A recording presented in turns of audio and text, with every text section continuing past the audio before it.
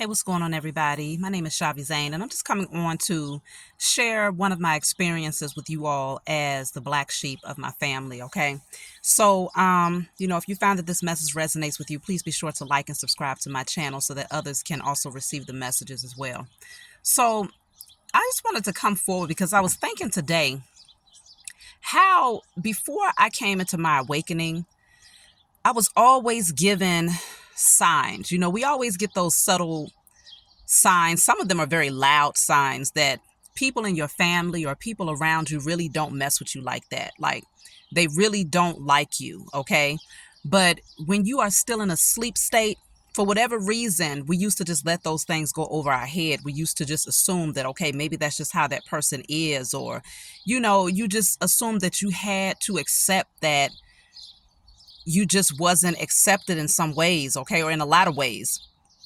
One example for me was a few years ago, maybe about 7 years ago. I ended up, it was about 7 years ago. I graduated from nursing school, okay? I became a registered nurse and I graduated. And, during my graduation, I had a few people who were family, right? Family that came to my graduation. One who was supposed to be a mother figure, another who I had actually called mother growing up. The other person was the person that I was married to at the time.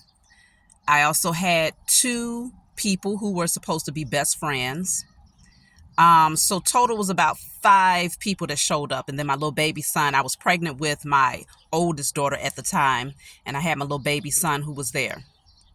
So while everybody is getting their degrees or whatever, walking up to the stage, of course, all of my classmates was there and everybody who was at the entire school, this college, was there. And so every time someone got up, I applauded them, even if I didn't know them. Maybe I seen them in passing through the hallways, while we was in college or whatnot. But I clapped for everybody. So when they called my name, I got up and I'm telling y'all, if you would have dropped an eyelash, you would have heard it. Okay. It ain't even no pin drop. If you would have dropped a eyelash, you would have heard it because the silence. No one, when I tell you no one, not one person applauded me. None of the people that came there, all of those people. And the reason why I mentioned who came is because I want to show you the so-called close proximity, like in terms of relation, that these people were in my life. Not one person clapped for me. I understood, okay, maybe my classmates didn't clap because I didn't create any best friends in there, but I thought that we was cool enough to where they would have applauded me the same way that I was applauding them. But not one person clapped when I walked up there to get my degree. And at that time, I was not awakened, okay? I had no understanding, not even close. I was completely asleep. Let's just put it that way.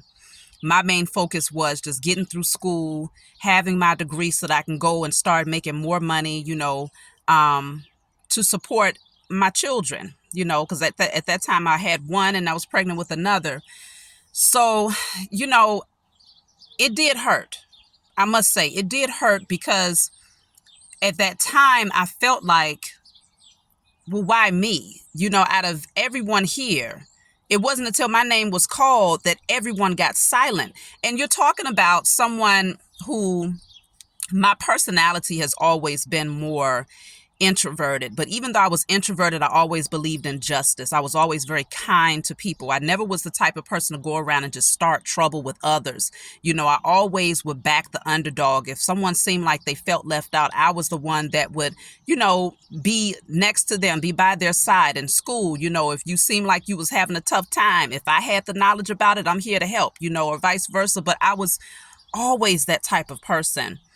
And so for me to walk up on stage and not have one person applaud me, not even the people who came to support me, that it really did hurt at that time in my life. But now moving ahead, fast forward, 7 years later, I look back and I'm like, man, it was so many signs, so many synchronicities and things that these so-called family members did to show me that they never really cared. And that one was one of the major ones. You know what I'm saying? And so these are the things that you look back as a chosen seed and you begin to realize, like, wow, they never hid the fact that they didn't mess with you.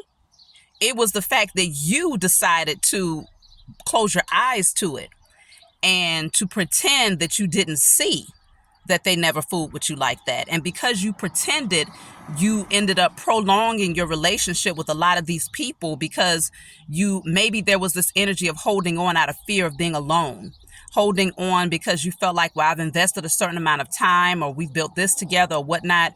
But your enemy, or those people who really are jealous or envious of you, after a certain period of time of being in your life, they cannot hide it, okay? It becomes so apparent that it gets louder. It gets louder and louder and louder. And then when you come into your awakening, when your spiritual eyes open and your spiritual ears open, you cannot ignore it. It becomes so loud that even when they're trying to hide it, you can't unsee it. You see what I'm saying? And then when you think back on the past scenarios, it becomes that much louder. Like, wow, how did I let that escape me? How did I continue such an unhealthy friendship or relationship, or, staying close to this so-called family member, knowing that they never cared for me like that?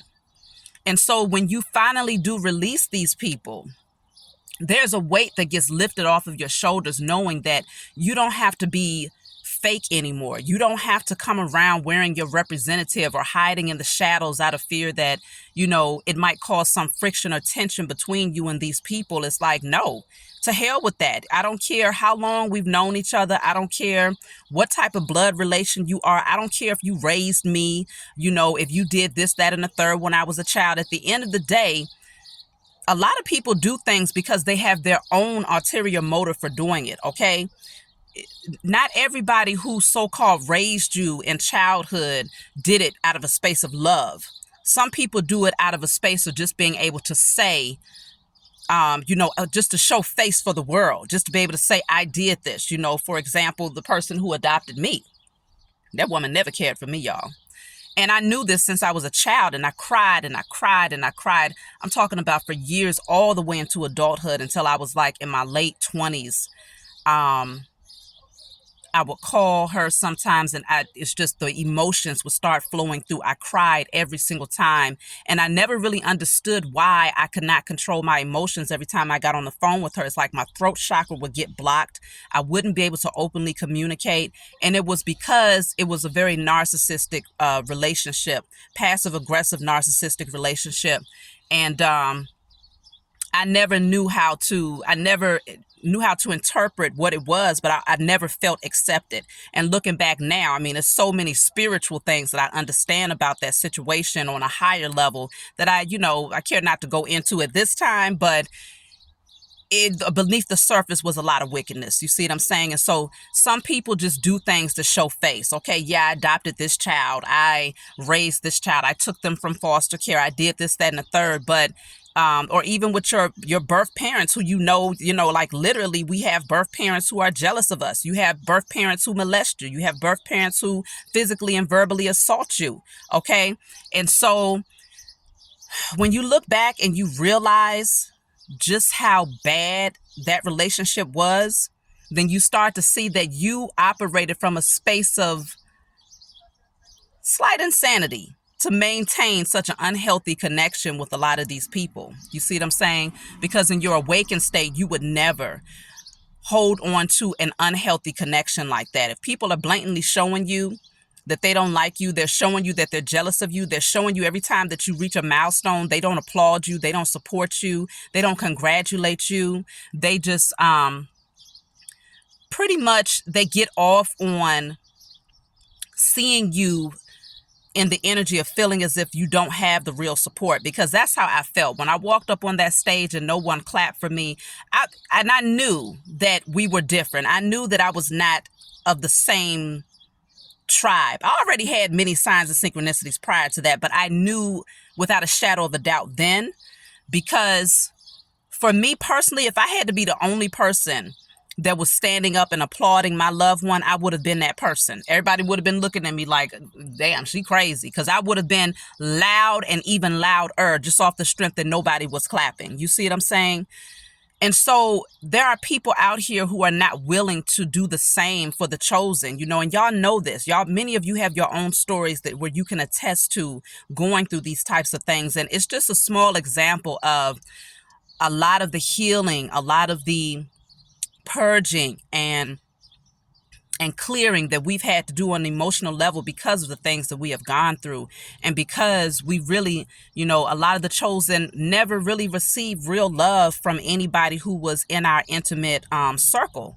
You see what I'm saying? And so you do build up a protective barrier around you because of that, because it's like, okay, well, who can you trust? Who can you truly be open and vulnerable with? But when you come into your awakening, you begin to realize that, okay, in spite of the Judases that was planted around you, in spite of the jealous, envious people that were in your intimate circle, you begin to see that it is important to open up your heart, because there are true people out here that do know how to love just like you do. You see what I'm saying?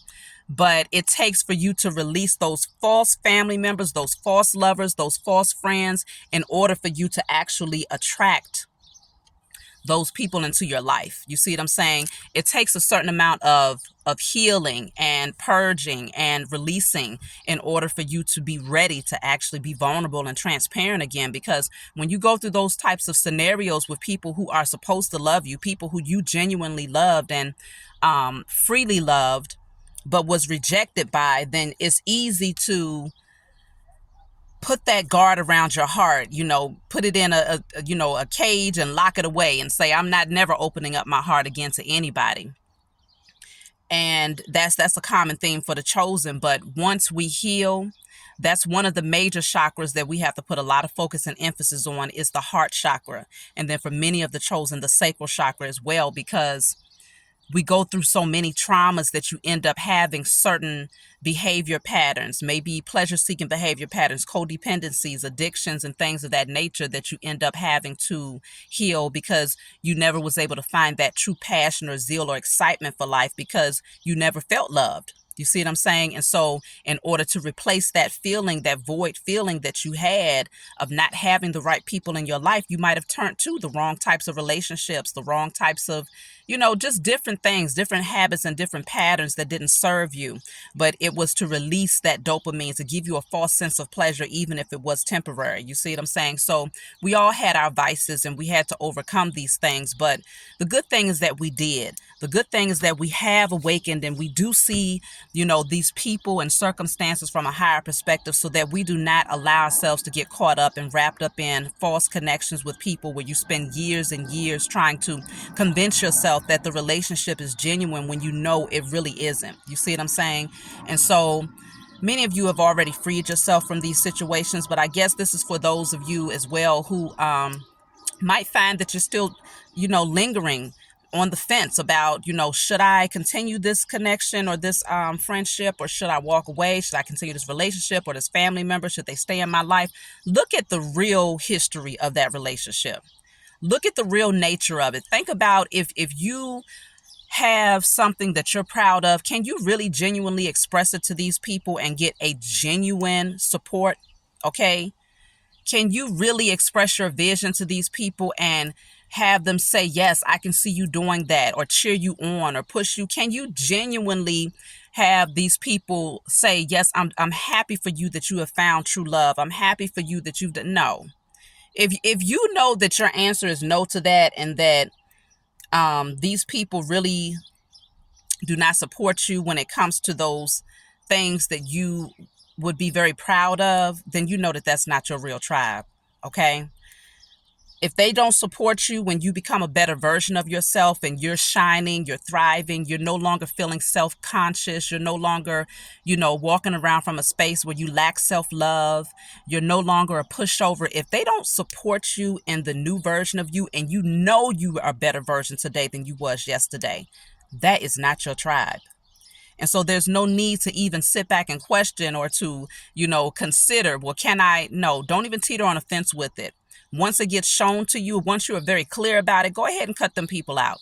You can love people from a distance. You can send good energy from a distance. But in terms of allowing them to enjoy the new version of you, or to not even enjoy it, because a lot of them are not there to enjoy the new version of you. They're there to observe in hopes that they can see you go backwards. They're there to, just watch and wait and see, okay, yeah, they acting like they're a new version. They acting like they so transformed and they're so confident and this and that. But let me just stick around just to see if they're going to fall. That's why a lot of them are really still around, okay? It's not because they support the new version of who you've become. So be realistic about the nature of these relationships and be honest with yourself. Be honest with these people and release them, because the moment that you release them is when you open up your hands to freely receive true people that come into your life who are your true tribe, who really do support you and who really do appreciate who you have become. Okay, so that's my message for you all. I just wanted to share that with you. And if you all have any testimonies in terms of your experiences that, kind of highlighted how there were certain people around you that really didn't care for you like that, leave your comments below, because other people need to hear it. It's very uplifting for us to be able to come together and to openly express our personal experiences with one another, okay? Because obviously you can't talk to their asses about it, because many of them will be, they'll look at you and nah, what you talking about? Are you tripping? Nah, what? Didn't nobody, yeah. Even though they know they standing there telling a bold-faced lie, they'll still deny it, okay? So we have to talk amongst one another, those of us who truly understand this journey and understand what it's like to be a chosen seed. It's a lot of blessings that come with it, but there are a lot of painful moments that had to occur in order for us to go through this transformation. And so, it's good to talk about it, to release it and openly express it or whatnot, and to support one another. So I love you all. Be sure to like and subscribe if you want a private reading from me, if you want to order my tarot decks, if you want my hair and body oils, if you want a tarot lesson, email me, and I'll talk to you all next time.